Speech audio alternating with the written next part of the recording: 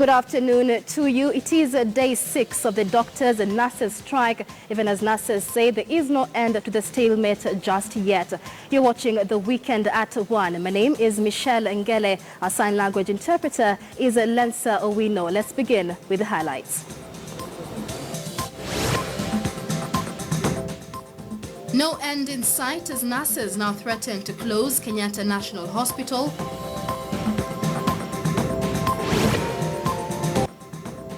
Who will be the next AU chair? Candidates debate on how they are best suited.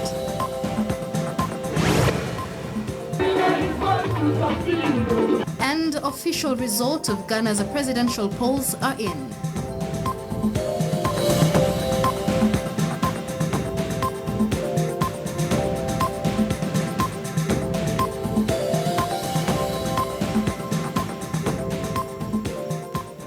Welcome to the program. The Kenya National Union of Nurses say they will not return to work until there is a clear agreement on how the government is going to honor the collective bargaining agreement signed that has been ignored. The nurses say the agreement must be backdated to the time when health services were fully devolved. They are now threatening to force the Kenyatta National Hospital to be fully dysfunctional and all doors are closed on Tuesday next week. As we sit here today, we are under pressure also by the ministry, or rather by the government, to make sure that we bring this thing to a close. They are appreciating the sufferings Kenya are undergoing out there. We are also appreciating the same suffering because those are our parents, our relatives, our brothers and sisters, our friends, and more importantly, they are our clients because normally when we serve our patients, we serve them calling them by names. So those are people we know. And we want to say that we better suffer once so that once this matter is brought to a conclusion, we don't come back again to the same scenario where we shall be calling strikes here every now and then. So we want to urge the members of the public out there that yes, we appreciate, we know what they are undergoing through, we have mercy, or we have that willing heart to work. But because of what we have been raising since devolution came into place, and the government seems to have been burying its head in the sand, we want to say we must actually uproot that problem once and for all. In a day alone, when the hospitals are operating, we take even 10 bodies to the mortuary. So when somebody tells you have closed to hospitals and they are telling you 20 people have died in a week, that man is mad. There is something seriously wrong in his head. Those are not the correct figures. They are cheating you. Let the government come out clearly and tell the public the actual impact of the strike on the Kenyan people. If a working hospital, we take to the mortuary even 5 bodies in a day. Kenyatta takes to the mortuary sometimes even 20 bodies in a day.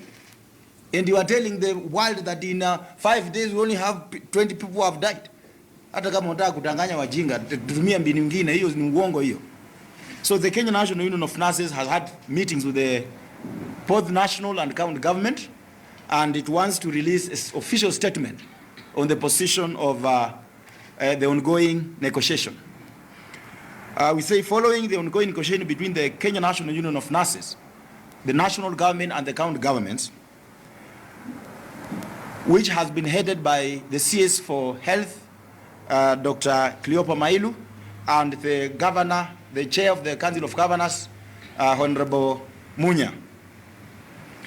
We want to say the strike for nurses commenced on 5th December 2016, and we wish to make the following communication in line to where we have reached in terms of trying to resolve this dispute. Number one, that the strike is still on as commenced on 5th December 2016. Nothing has changed.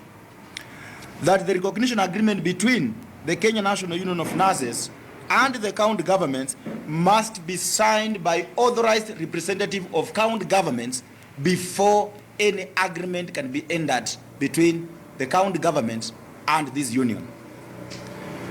That the Kenya National Union of Nurses will keenly follow the other offers that may be given to any public servant as the proceeds will form part of our harmonized collective bargaining agreement.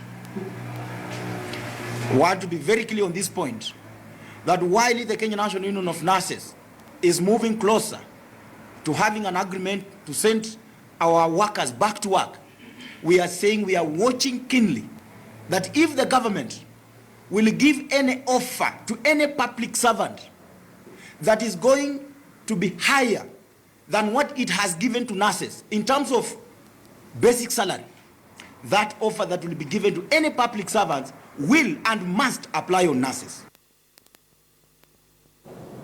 5 candidates vying to replace Nkosazana Dlamini Zuma as the chairperson of the African Union Commission faced off in a live television debate broadcast across the continent last evening. AU headquarters in Addis Ababa, Ethiopia was the venue where the 5 contestants, Amina Mohamed of Kenya, Abdoulaye Batili of Senegal, Pelonomi Vincent Moitoi of Botswana, Musa Faki Mahamat of Chad and Agapito Mba Mukui of Equatorial Guinea are aiming to be elected in January to replace South Africa's Dlamini Zuma, who will be bowing out that month. The AU gave the candidates an opportunity to speak to Africans and present their vision of an integrated, prosperous and peaceful continent.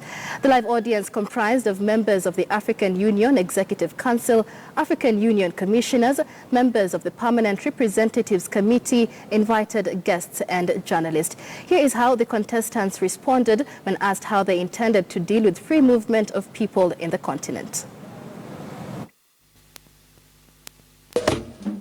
Heads of state and government of the African Union will elect the new chairperson of the African Union Commission at their summit in January 2017. Will it be Honorable Pelonomi Vincent Moitoi of Botswana, Honorable Musa Faki Mahamat of Chad, Honorable Mba Mukui of Equatorial Guinea, Honorable Dr. Amina Mohamed of Kenya, or Dr. Abdoulaye Batili of Senegal? Watch the Mjadala Africa live debate on the 9th of December 2016. The movement of persons ensures at the very least 3 objectives. First of all, the movement of persons ensures or is an engine, if you like, for integration. The movement of persons goes side by side with the movement of goods and the movement of capital. And so this becomes an engine for economic growth. The movement of persons is also a factor of mixing both human and cultural units. And so it is a cause of unity. Together we stand, and separated we fall.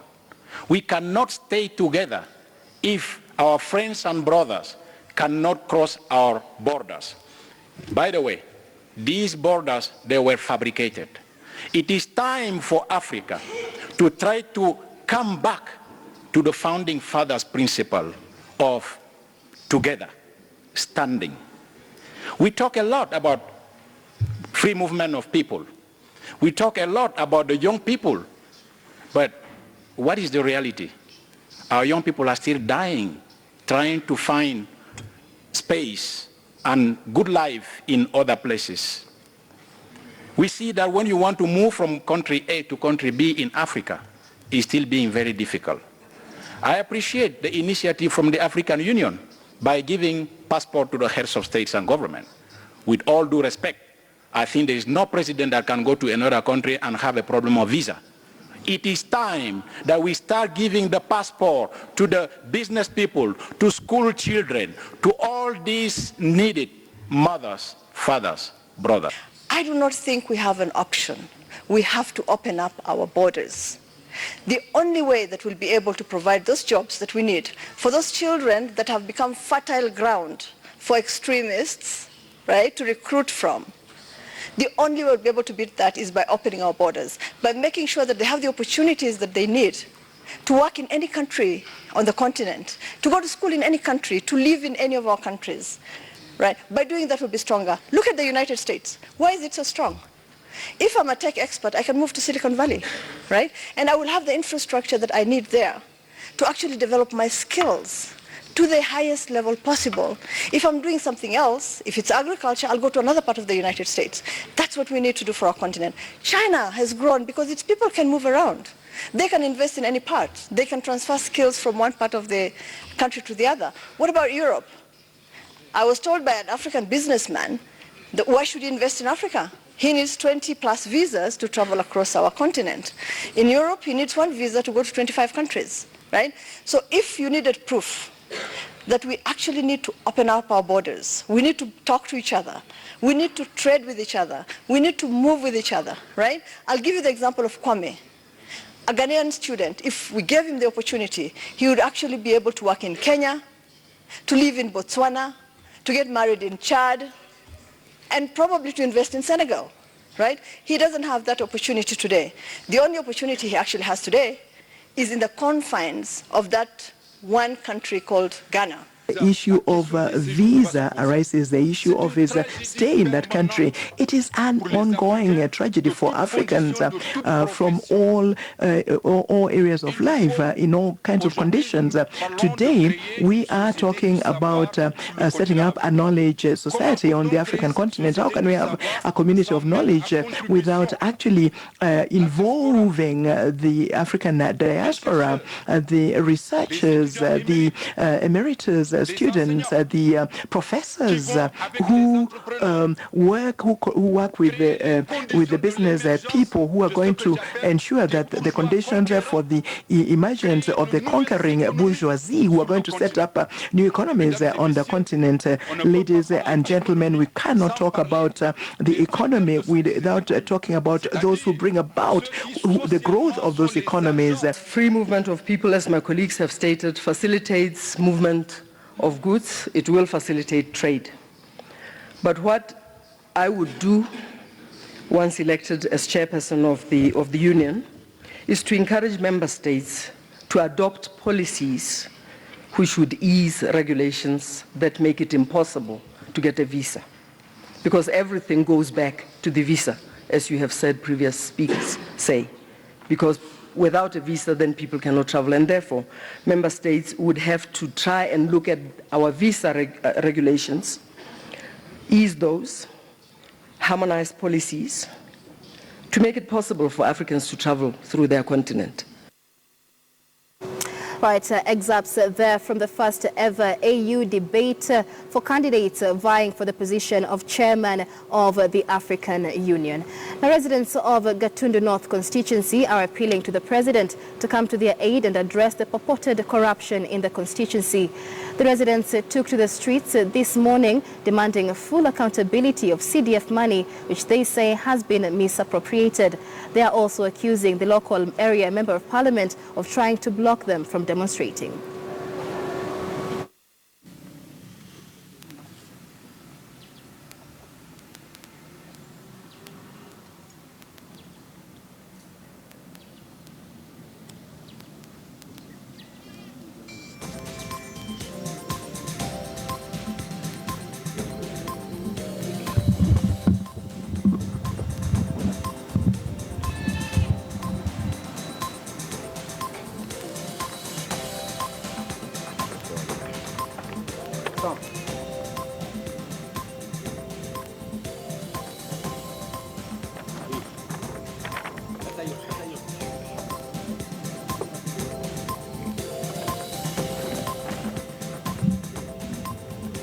Hata tunataka kuarika rais mwenyewe aingilie kati, kwa sababu Gatundu North in Kiambu County ndio imeongoza, Mount Kenya ndio imeongoza, na sisi tuko namba 2 Kenya mzima ambao pesa zetu zimepotea.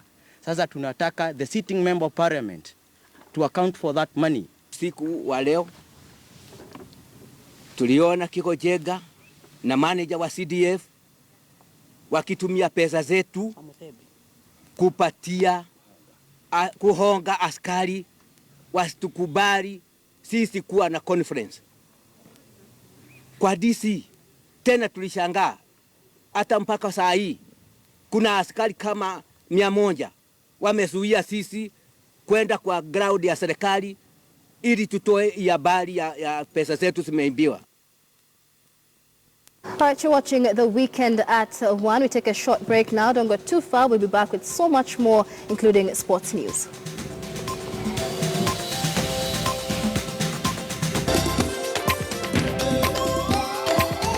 The Weekend at 1. Now, 2 people are reported killed in Bungoma County as a fight between 2 sugar millers for control of raw materials from farmers took a nasty turn.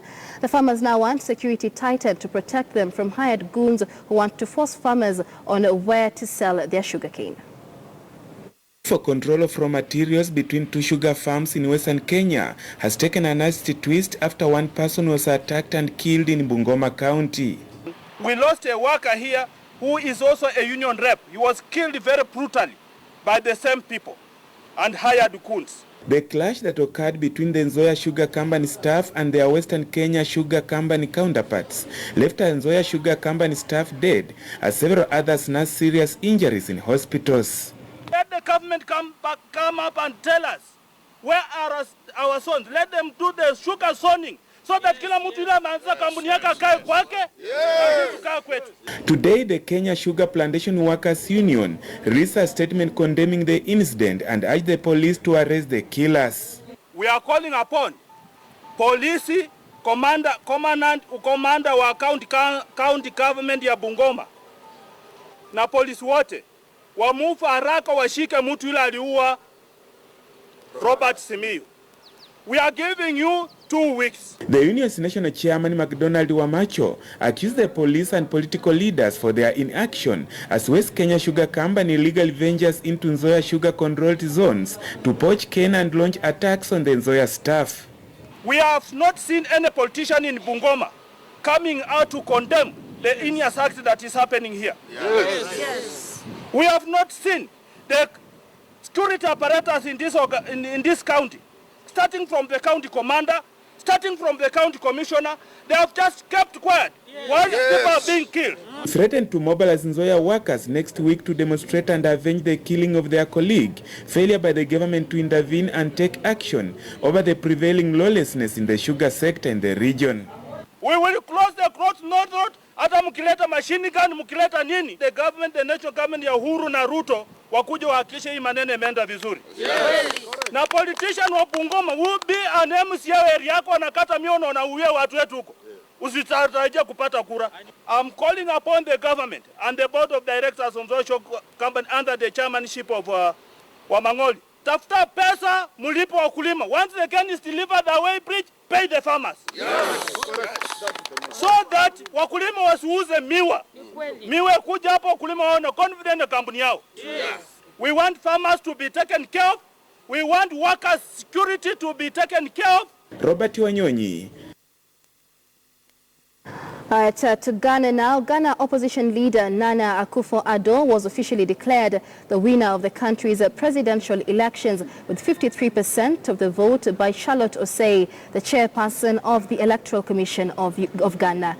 Ghana's President John Mahama conceded defeat Friday, 2 days after a hotly contested election, seen as a test for a country generally viewed as a beacon of stability in West Africa.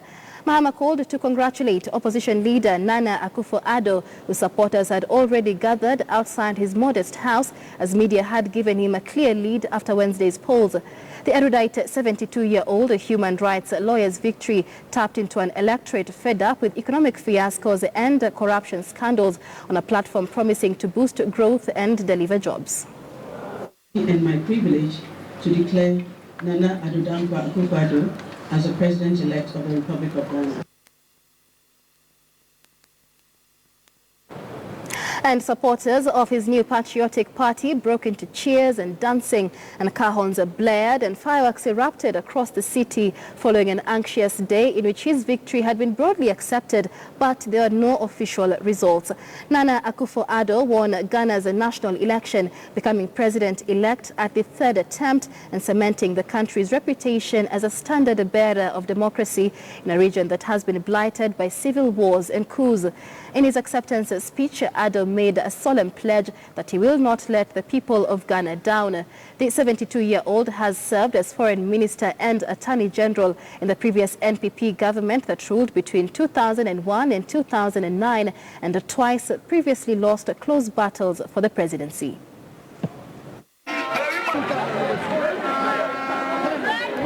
There's never been a more humbling moment in my life. And I thank you, the good people of Ghana, for this massive show of support and the confidence you have reposed in me and my party. I make this solemn pledge to you tonight. I will not let you down.